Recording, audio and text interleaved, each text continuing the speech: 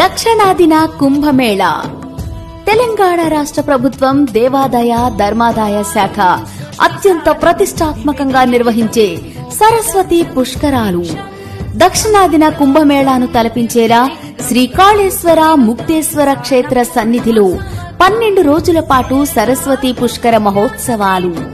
తేదీ 15/5/2025 నుంచి 26/5/2025 వరకు కాళేశ్వరంలోని త్రివేణి సంగమంలో పుష్కర స్నానాలు.